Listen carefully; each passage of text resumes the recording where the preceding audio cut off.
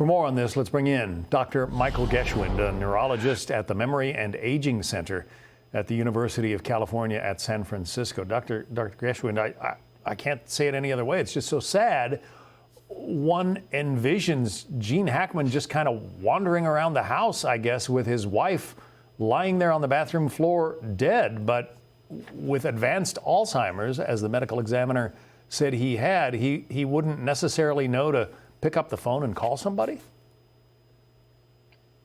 Yes, Alzheimer's disease is really, it's a terrible disease, and this is, as you so appropriately put it, really a sad and tragic story.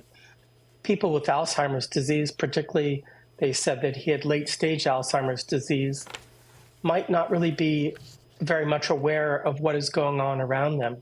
He probably might not have known even how to use the telephone, where the telephone was.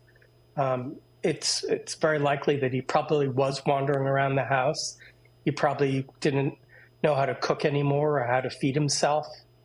And he might not even known who his wife was at that time. If in very late stages, people can not know who their loved ones are. Maybe they'll recognize them as familiar. They may not know their name. So he probably relied on his wife, Betsy, for many of his daily functions for the past several years, I suspect. And again, this is all speculation because he wasn't my patient, and I don't know any of the details. Right. And they say that he apparently died of heart disease, but if he's just kind of wandering around the house, as you say, might not have known how to feed himself, might not have even been drinking water, right, for that time? Very possible. And I suspect that his wife probably had taken as his primary and what seems like possibly his sole caregiver, might not have, she probably was the one who was giving him his medicines. So he probably needed to be on medicines for his various ailments, including his terrible heart disease, which he probably wasn't taking.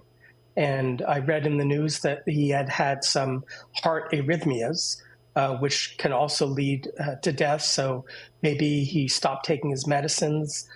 That, coupled with not eating, dehydration, could have led to his passing as well. Let's try to with Alzheimer's. Yes. Well, let's try to make pull a silver lining out of this for people who have relatives with Alzheimer's. Is there a lesson here? Well, we say that Alzheimer's takes a village, and it's an incredible burden to be a caregiver for somebody with Alzheimer's disease.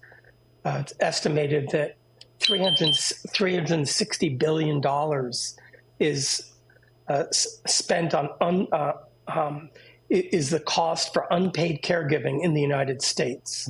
There are 7 million people in the U.S. living with Alzheimer's disease, and there are 11 million caregivers, most of whom are their loved ones who are not even paid for it.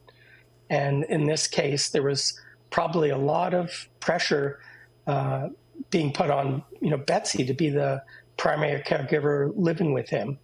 And it really does take a lot of people to care. She really had her Herculean task taking care of somebody with advanced Alzheimer's disease. And at age 65 and ill herself, it apparently became too much. Dr. Michael Geschwind, thank you, doctor. For more on this story, you can find a full breakdown of investigators' timeline of Gene Hackman's death. It's online for you, foxnews.com.